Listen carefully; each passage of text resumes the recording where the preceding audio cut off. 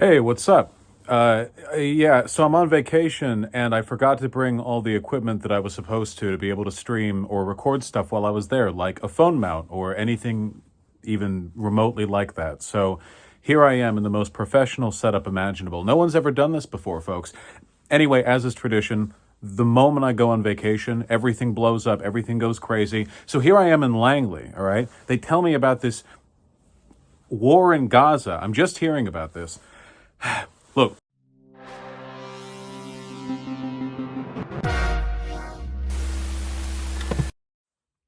a lot's happening, okay? I gotta talk about it, all right?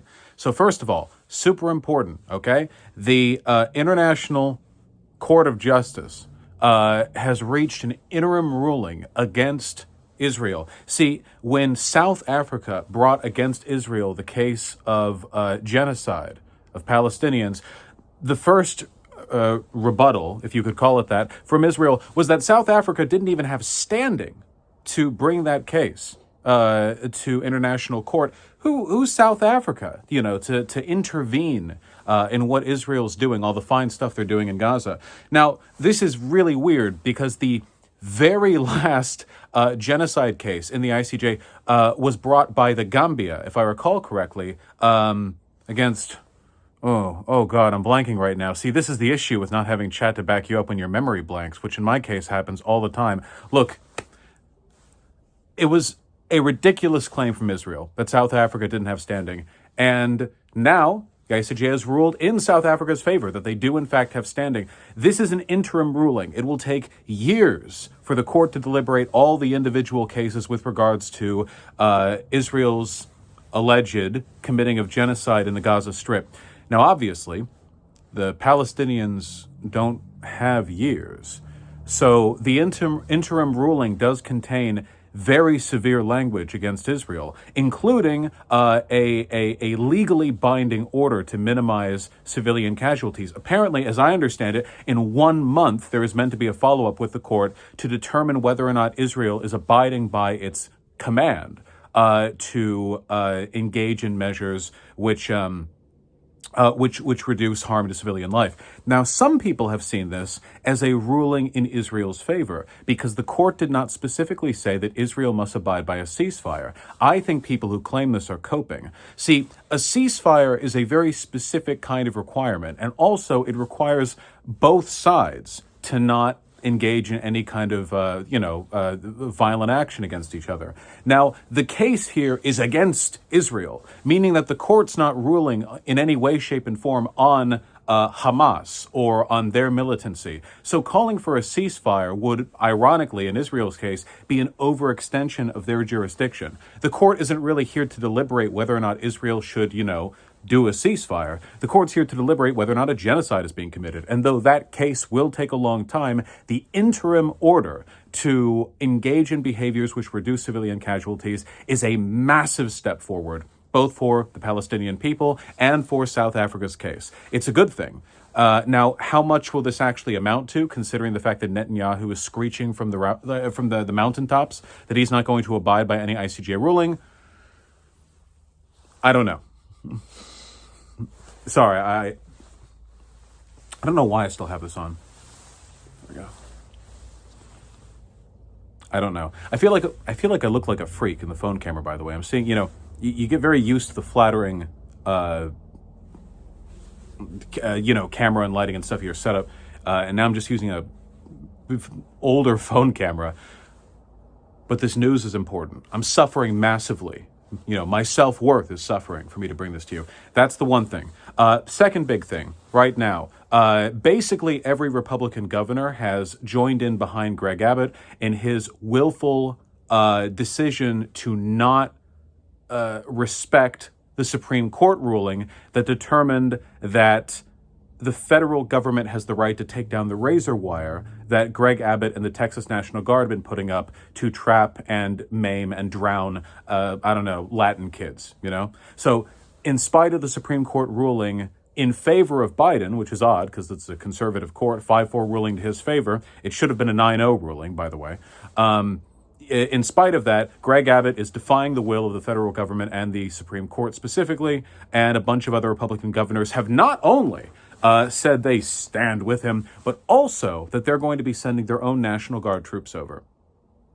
I think that's bullshit. First of all, the National Guard for any given state is just that, the National Guard. The governor controls it until the president decides it's their turn to control it. You know, things are pretty rough in this country right now, but the idea that Greg Abbott or any other Republican governor could just oust their National Guard, just cut it off from the chain of command, no shot whatsoever. The closest Greg Abbott could really do is he's got his Texas-specific guard that is directly controlled by him, and they've got, I think last time I checked, 1,500 people in it. 1,500 people, you know, okay, good luck against the Pentagon. No, I'm not concerned about an actual military outbreak. I think that for the most part, this is smoke and mirrors. I think this is chest puffing. I think this is an attempt to,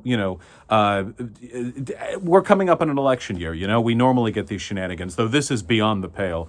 Republicans trying to draw media attention to how the country's falling apart because brown people exist or whatever, you know, freaking out, over-exaggerating every possible negative consequence of immigration, lying up and down the street about it. Greg Abbott said that if he could, he would just murder them. You know, he said that. The only thing we're not doing, he claimed, to the migrants is shooting them, and that's because the Biden administration would charge him and his administration with murder for murdering people. So, yeah, that one would go to Biden, I assume. The thing that I'm concerned about here is Biden showing weakness. You cannot let this secessionist, and it is, by the way, there's a heavy secessionist trend here, go on any conservative media right now, social or mainstream, and you've got people screeching about the national divorce, about Texas, the Lone Star State, showing that they're willing to defend themselves even when the federal government won't step up. You see that bullshit all over the place. It's omnipresent. Do they actually want to secede from the Union? No, of course not. That would be insane. There's no legal basis to it. And if they actually successfully did secede, and by the way, successfully in this case, but what I mean is like they actually attempt to do it, they would be leveled into a fine mist in no time. Secession is not a serious topic. What they can actually do, however, is use the power and belligerence of red states as a wedge to displace Democrat control in the federal government and in blue states. That is what they want to do. They've been wanting to do this for decades. They're incredibly horny for it, all right? They can't, they want it so bad. Biden, with his characteristic decisiveness and strength, just a few hours ago, put out a statement saying that, well, gosh darn it, if this ain't all a big old thing, well, what if we resolve this by passing some incredibly strict bipartisan anti-immigration legislation? Biden put out a statement essentially saying, hey, Republicans, if you care about the border so much, why don't you work with me to pass this bill that would, in addition to giving more funding to certain legitimate immigration-related enterprises like immigration judges, for example, which more money does need to go to, it would also give, I believe this is Biden's words, the president the ability to declare in a national emergency and unilaterally shut down the border, if they want to. I don't know what version of this bill will get passed, if any. All I know is that there is a correct response to Republican governors openly defying the will of the federal government in violation of a Supreme Court ruling and objectively illegal. By the way, if this resulted in like a big crackdown and like the arrest of Greg Abbott, that wouldn't be like a crazy 1984 overreach of government power. That would literally textually be following the law, law and order. This is just a basic rule of law, So however this ends up getting resolved, this is a power play by Republicans, and as is their wont, liberal weakness paves the way for fascism. Fascists take every bit they can get. Liberals give what they feel they can get away with giving away. But as time goes on, liberals have less and less to give, and fascists want to take more and more. So, that's all cool. That's great. That's fun. Love that. Love that for me. Love that for us. Super awesome. Let me think. Taylor Swift is considering taking legal action against, I believe, like websites or possibly distributors of AI art after AI generated pornography of her in like a football setting went viral. Taylor Swift has never appealed to me on a personal level. I just don't respect the vibe, I guess. But then every once in a while, she seems to do something pretty cool. She got a bunch of people involved in voting, registered a bunch of Democrats because Swifties are not all like Trump supporters. And if she does anything that takes down or in any way legally impedes AI art, I think that's phenomenal. Again, AI art, AI content being a better term. Someone in chat pointed that out. I agree. It's not art. It's not. In the case of making AI art images of a person that's pornographic or they're nude or something, I don't know if that should be considered revenge porn because it's not the same as leaking existing nudes of a person, but it's still bad. Like it's still pretty damn bad. I think there was a case recently of a 14-year-old girl. I wish I because I'm working off half memories here. I vaguely recall a story of a young girl killing herself following harassment that involved the construction of fake images of her. Even if my memory is off on that one, even if I'm misremembering, like that is very much a plausible scenario in the sense that we have sort of like technologically enabled a whole new form of harassment potentially, and it's already being used in that way. And that's not good. I think I think sexual harassment against people with the push of a button is not the kind of convenience that technology was made to help us with. That's not my jam, is what I'm saying. So there's that. And I had some other stuff in mind, but with my characteristic diligence, I failed to write them down. An Israeli minister once again brought up the possibility of nuking the Gaza Strip. I don't think that's a serious suggestion. There's basically no way to nuke the Gaza Strip without also hurting Israelis, obviously. But that might be the only reason it's not a serious suggestion, Like, if they could do it without hurting themselves, that might be like a thing that some of the government ministers would actually consider. They're insane. They're complete psychopaths over there in Netanyahu's administration, the Knesset. Every once in a while, and by every once in a while, I mean multiple times a day, the most insane shit comes out of these groups. So that's not very good. Look, times are tough right now. Obviously, things are really scary. I'll talk about all these events more in depth when I'm in front of a computer and all of my brain fog memory lapses can be filled in like caulking fluid by chat. Chat is the drywall engineer that repairs my sieve-like brain, and I appreciate them for that. You never know what you've missed until you really are missing them. I got some nice new clothes. Tom McDonald, the conservative rapper, and Ben Shapiro did a single together that I haven't seen yet. The only thing I've seen is that on Twitter, when it was announced, there were a bunch of Nazis in Tom McDonald's fan base essentially saying like, wow, you're working with a Jew now. So that's that's cool. That's a good indication of the times we're living in, I think. I'm blanking.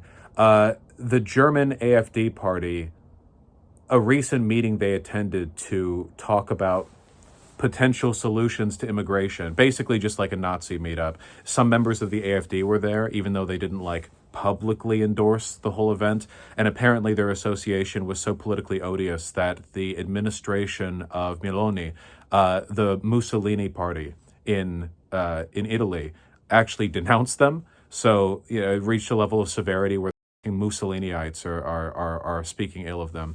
Could be an optics thing, I don't know, but it's pretty funny, if nothing else. A push recently in South Korea to allow legally work days of up to 21 and a half hours. Work days, not work weeks. 21 and a half hours. Not a mandate, but a legal permission. I don't know if that's gone through or if it was just brought up or discussed. Given how South Korea is doing demographically, I don't know if a worse work culture is what they need. It's working out so well for Japan. I think South Korea is doing worse than Japan in almost every regard, for which I make fun of Japan. The like horrible work culture and social sort of like biases leading to, I don't know. Okay, I think the last thing that I want to say is this, and it's mostly with regards to what's going on in Texas and with the rest of the red states. Um, there's no real threat of a conventional civil war happening in the United States again. The Pentagon does not, as far as I can tell, the Pentagon does not have a positive bent towards the fascist electorate in this country. They tend to be very neoliberal, very discipline oriented, very civil, very, West Point Academy. The officers in the military, there are a lot of conservatives, sure, but there aren't a lot of frothing at the mouth Marjorie Taylor Greene types. The Pentagon, of course, is the most powerful institution on the planet. It employs an ungodly number of people, commands an ungodly amount of money. Their will ultimately is what allows our democracy to continue. At the end of the day, all political power, everything, it emerges from the point of a bayonet. This country remains a democracy because the Pentagon allows it to remain a democracy. The same could be said, I think, of basically any country on earth at this point, given our power.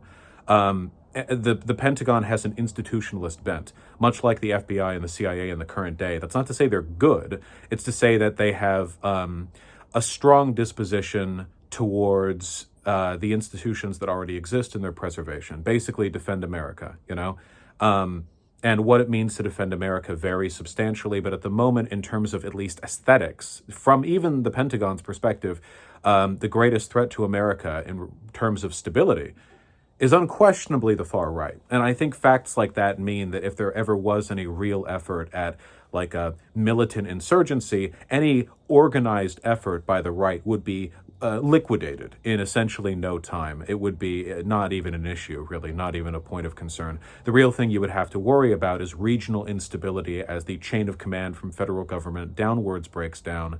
And, you wouldn't be like, it wouldn't be like the Pentagon and the Texas Guard standing off, It would be like, in every remotely liberal city in the Midwest and in, like Oregon and Washington, like the minority sectors of those cities would suddenly be swarmed with pickup trucks full of dudes from the rural areas who have been preparing for a civil war since 1986 and singly own more ammunition than some like Southeast Asian states. That would be the concern. The real matter here, it's not about martial power, it's about stability. Stability keeps everything together.